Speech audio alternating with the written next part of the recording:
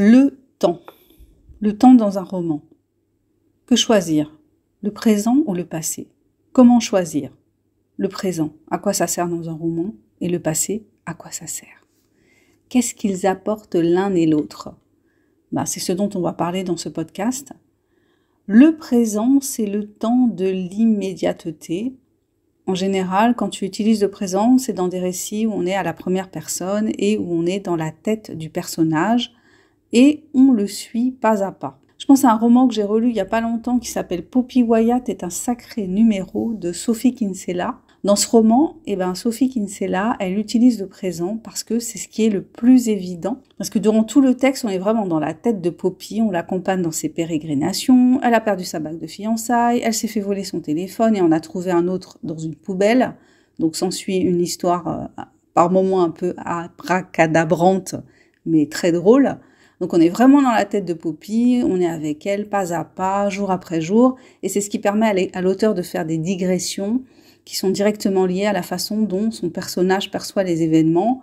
Et comme le genre de prédilection de Sophie Kinsella, c'est la comédie romantique, et ça donne des réflexions très cocasses. Enfin, en tout cas, moi, j'aime beaucoup et j'ai beaucoup rigolé en relisant Poppy Wyatt. Donc, le présent s'impose dans ce cas-là. Il y a aussi dans certaines romances où on trouve un chapitre, c'est le gars qui raconte, un autre chapitre, c'est la fille qui raconte.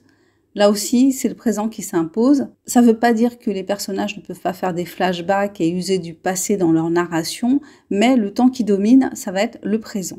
L'auteur, il fait avancer l'histoire comme ça, on est dans l'immédiateté du vécu de l'instant présent, et comme ça donne un récit qui est très dynamique et en général très entraînant. Le risque, ça peut être une fatigue du lecteur si le personnage qui raconte, il finit par lasser le lecteur.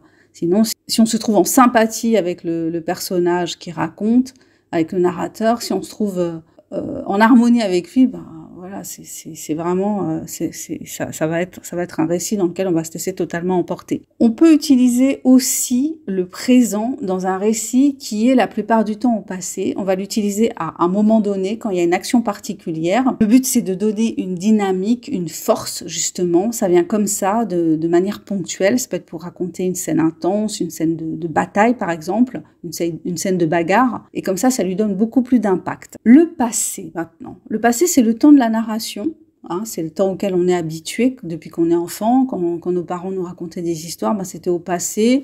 Il était une fois une princesse qui vivait dans un château. La princesse était endormie parce qu'elle avait été victime d'une horrible malédiction jetée par des vilaines fées.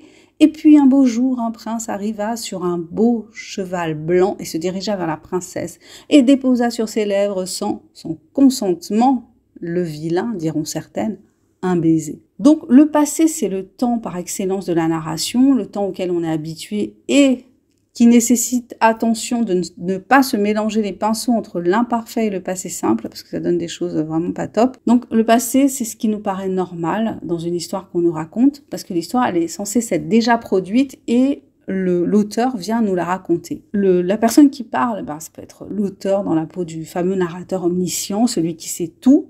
Ça peut être un des protagonistes qui raconte en se positionnant forcément de son point de vue ou d'un certain point de vue. Et ça peut être aussi à la première personne. Dans la narration au passé, on peut aussi faire des alternances, ce qui peut rendre le récit plus vivant, plus dynamique. Tout dépend à quelle perspective on se situe, à quelle perspective on parle. Donc il faut faire un choix ou des choix. Et puis aussi ça dépend de la dynamique qu'on veut donner à son récit, l'énergie qu'on veut donner à son récit. Je crois que le choix se fait surtout à ce niveau-là. Et puis, bien sûr, ça dépend dans quelle temporalité on est le plus à l'aise par rapport à ce qu'on a envie de raconter.